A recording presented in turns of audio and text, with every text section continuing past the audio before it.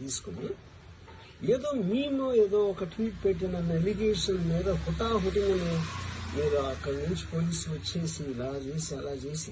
ఇప్పుడు ఇంకోటి ఏంటంటే, ఫస్ట్ ఆఫ్ ఆల్ నాకు పోలీసులు అరెస్ట్ చేయడానికి వచ్చారు లేదో కూడా నాకు సరిగ్గా తెలియదు. ఎందుకంటే they didn't say it in so many words. నేను మీడియాలో కూడా ఎక్కడ చూడలేదు ఆ విషయం. అంటే మీడియా స్పెక్యులేషన్ తప్పిస్తే అది నేను చూడలేదు. బట్ ఇందాక నేను చెప్పిన కారణాల మూలన కోఇన్సిడెంటల్ గా వేరే వేరే వాళ్ళు అన్ని చోట్ల నుంచి వచ్చేస్తున్నారు అది ఇది అన్నప్పుడు ఐ డోంట్ వాంట్ నా టైం వేస్ట్, నా వర్క్ వేస్ట్, నా వర్క్ ప్రెషర్ ఉన్నదాని మూలన I wanted to take the assistance of the judiciary because that is the final say in a democratic system కాబట్టి.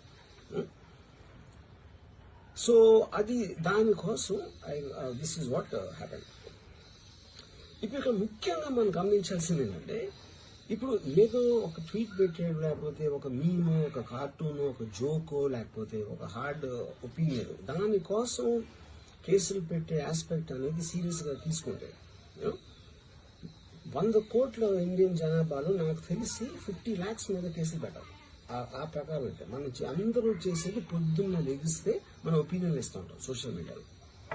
అది ఏ ఫామ్ లో అవ్వచ్చు, సెటైర్ అవ్వచ్చు, మీమ్ అవ్వచ్చు, ఏదో వేరే ఫుటేజ్ అవ్వచ్చు, లేకపోతే ఎవరినో కోట్ చేసి మనం కామెంట్ చేయొచ్చు. రకరకాలుగా మన అభిప్రాయాలను మనం సోషల్ మీడియాలో వేస్తూ ఉంటాం. అది కొంతమందికి నచ్చచ్చు, కొంతమంది నచ్చకపోవచ్చు. ఇప్పుడు చూస్తే చాలా మంది కొన్నిటికి అఫెండ్ అవుతారు, కొన్నిటికి నశిస్తారు, కొంతమంది చప్పట్లు కొడతారు, కొంతమంది చీ కొడతారు. That is the process of the conversation which happens in the social media. అలాగే నా మీద కూడా చాలా చాలా నీచంగా కామెంట్ చేస్తారు. కానీ దాని గురించి నేను ఎప్పుడు అనలేదు. Because I know it is a part of the eco system of the social media. అది లేకపోతే సోషల్ మీడియాకి మీనింగ్ లేదు. ఫస్ట్ ఆఫ్ ఆల్ మీనింగ్ ఉండాలి అని మనం ఒకవేళ అనుకుంటే అప్పుడు దానికి పాలసీ చేయాలి. ఇప్పుడు ఎగ్జిస్టింగ్ థింగ్స్ సరిపోవు కాబట్టి ఏది చేయకూడదు, ఏది చెయ్యాలి అని ఖచ్చితమైన క్లారిటీతో వచ్చినప్పుడు అది ఆటోమేటిక్గా లా ఆఫ్ ద ల్యాండ్ అయిపోతుంది. Then it becomes easy for everyone. కానీ అది చేయటానికి ఫ్రీడమ్ ఆఫ్ స్పీచ్ కట్టేల్ చేయాలా, ఎక్స్ప్రెషన్ కట్టేల్ చేయాలా అనేది of course the experts have to decide and realise దాని మీద ఎలాంటి రామిఫికేషన్స్. ఇప్పుడు దాని పేరు మీద చెప్పి ఫ్రీడమ్ ఆఫ్ ఎక్స్ప్రెషన్ curtail చేస్తే that might have many more consequences which could be more dangerous than what they think it is now. Okay? So again I want to say, నేను ఎవరిని బ్లేమ్ చేయలేదు. ఒక పర్టికులర్ పర్సన్ హైపోథెటికల్ గా ఉన్నారు అనుకున్నాం, నా మీద ఒక చేసి నన్ను హెరాస్ చేయడానికి ఒపీనియన్ పవర్ లో ఉన్న అతను చేస్తున్నావు అనుకున్నాం అంటే తప్పేంటి. ఇప్పుడు హెరాస్ చేసే పవర్ లేకపోతే పవర్ లో రావడానికి ఎందుకు అసలు ఏదైనా చేయటానికి.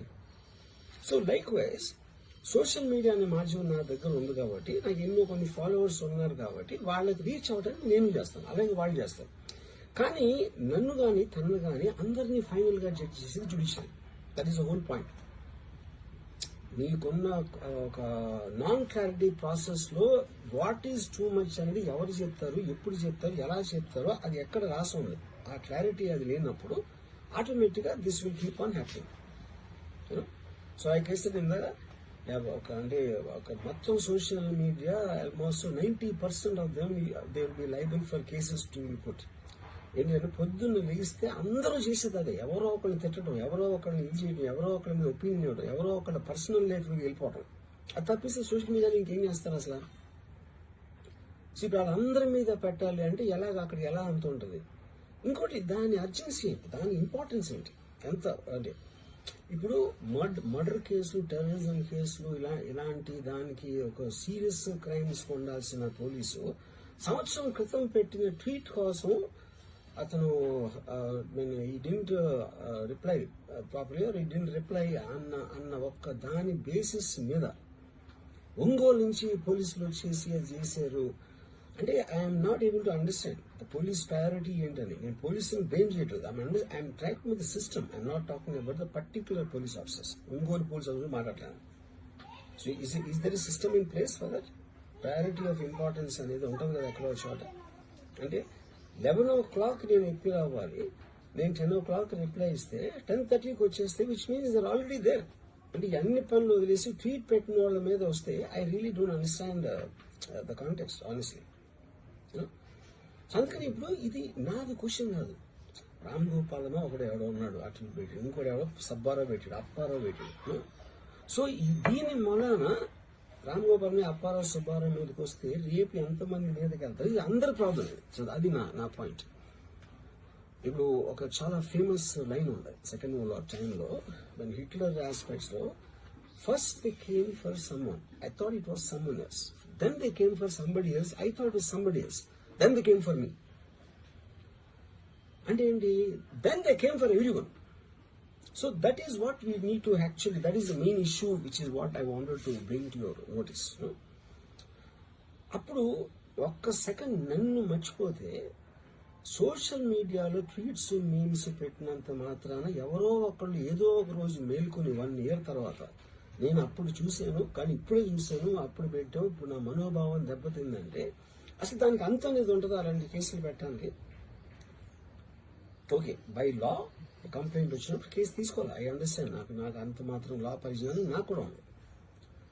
కానీ అది మీరు సీరియస్ గా తీసుకుంటే, ఒక యూనిఫామ్ డిస్పారిటీ లేకుండా, డిస్క్రిమినేషన్ లేకుండా మీరు అందరినీ సీరియస్ గా తీసుకుంటే, ఒక అంటే మొత్తం సోషల్ మీడియా మొత్తం జైల్లో ఉంటాం అట్లీస్ట్ 80 to 90%. ఎందుకంటే సోషల్ మీడియాకి వచ్చేదే దానికోసం, ఎవరైనా సరే వచ్చేది ఫైనల్ గా. So basically I felt there is a need for me to tell concern people. ఇప్పుడు నేను పారిపోయాను, దాక్కుని ఏడుస్తున్నానా, భయపడి ఉనికిపోతున్నానా, వాట్ ఎవర్, అది okay, that's all fine. I know that is entertainment at the end of the day. అలాంటి thumbnails లేకపోతే ఎవరు చూడరు కాబట్టి వాళ్ళ బతుకు తీరు కోసం అలాంటివి పెట్టుకుంటారు. I have no problem with that. Everybody wants to make a living. But on the larger picture I want to say this one thing lastly నేను చెప్పేదండి, ఒక్కటే అందరూ అర్థం చేసుకోవాల్సింది, ఇది సోషల్ మీడియా ప్రాబ్లం, నా ఒక్క ప్రాబ్లం కాదు. That is what I will request everyone to understand, including if at all ఎవరన్నా దీన్ని పని కట్టుకుని ఇది చేసే మనుషులు ఎవరన్నా ఉన్నారని నేను చెప్పట్లేదు, I don't want to jump the gun, but even for them I think fundamental importance is this point అనేది I wanted to tell. Thank you.